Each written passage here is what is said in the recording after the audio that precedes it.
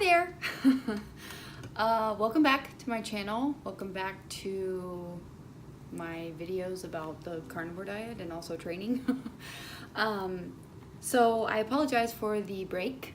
I am the kind of person who doesn't really see the point in making videos unless I have something that's like of value to say. So I decided to wait a little while before there was something that was weighing on me to talk about.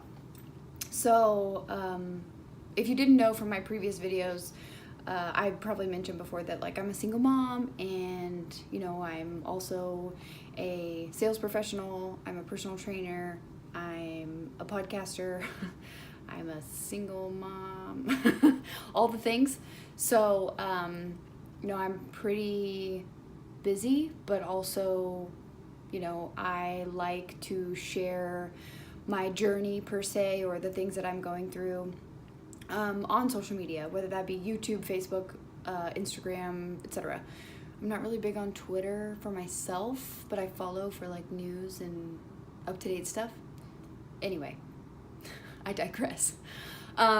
Recently, I've been reading, because I am in a lot of Facebook groups about the carnivore diet, which I'm still on. I've been pretty much, you know, without a couple of lapses here and there, I've been consistent since January 1, and I love it.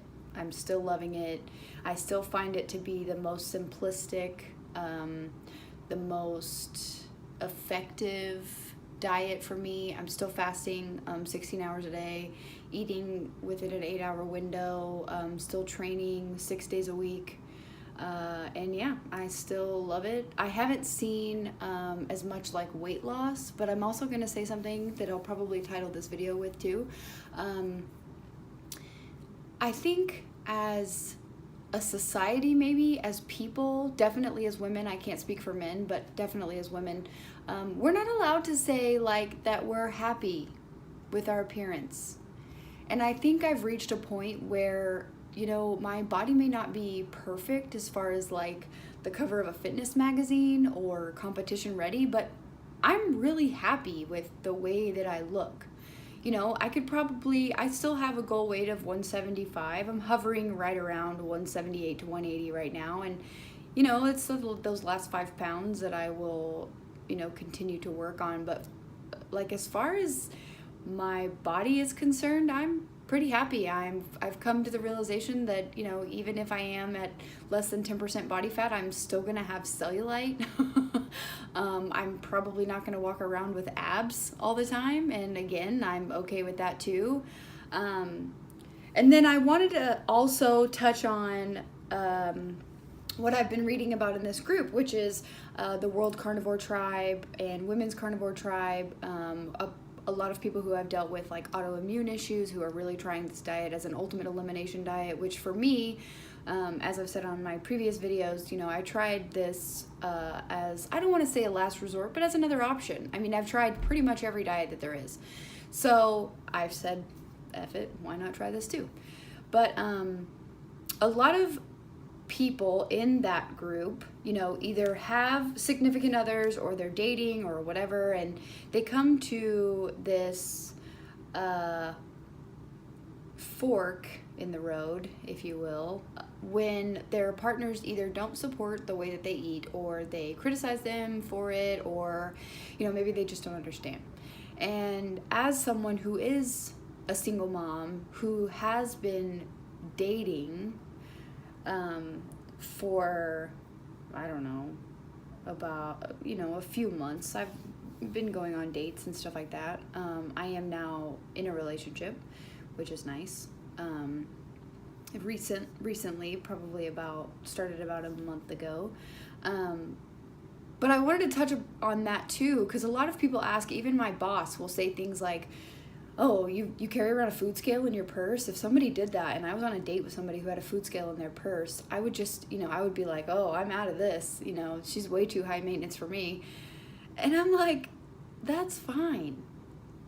If I'm too high maintenance for you, then I'm probably not the person for you. Now, that does not mean that I'm telling you to break up with your partner because they don't support the way you eat. I think I would just say that my advice, would be to do whatever works best for you.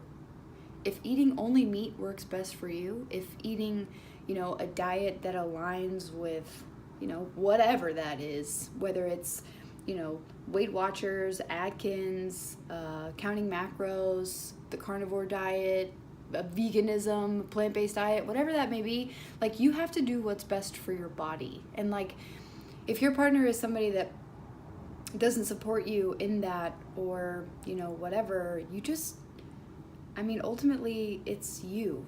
It's you versus you. If they don't support you, then you have to make the best decision for you. I haven't personally ever struggled with this. When I first started dating, when I was single and like going on dates and stuff, I would just let my dates know, hey, I'm on the carnivore diet, so I eat meat. So wherever we go, they need to have like steak or burgers or barbecue or whatever.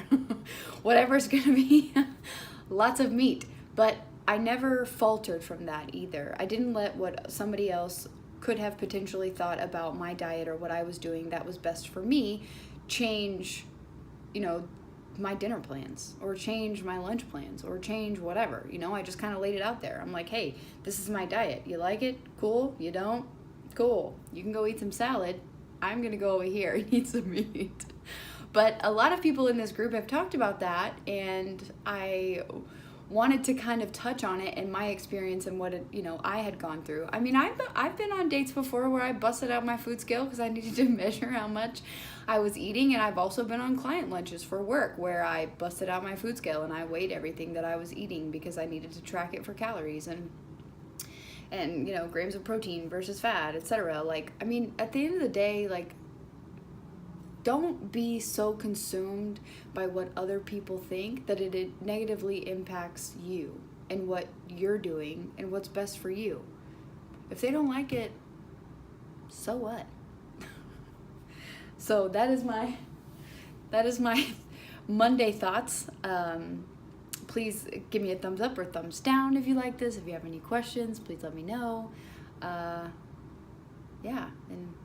thank you for watching. Bye.